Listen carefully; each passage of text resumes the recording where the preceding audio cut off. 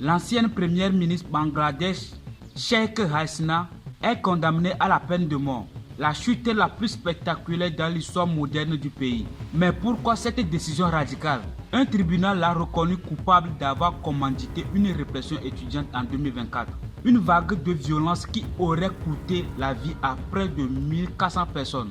Au-delà du drame humain, ce jugement rendu alors qu'Hasina est en fuite. Ce lundi, sous haute sécurité, le tribunal pénal de Dakar a prononcé sa sentence.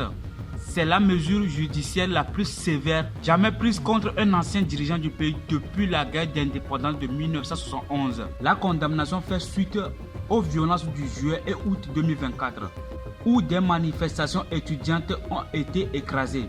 Selon un rapport de l'ONU, ces événements ont causé près de 1400 décès. Hasina et son entourage contestent radicalement ce jugement.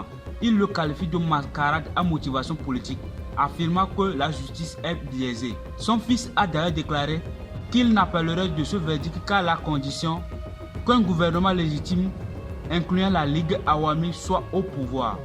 C'est un refus total aux reconnaissances de l'autorité actuelle. Le Bangladesh se retrouve donc dans une situation de crise existentielle.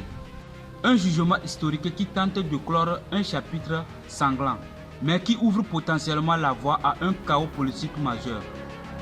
La condamnation à mort d'une ancienne première ministre n'est pas une fin, mais une nouvelle source d'instabilité juste au moment où le pays s'apprête à voter. Et voilà, nous sommes à la fin de cette actualité. N'oubliez pas de vous abonner, activer la cloche de notification pour être notifié lorsque je vais publier la prochaine vidéo.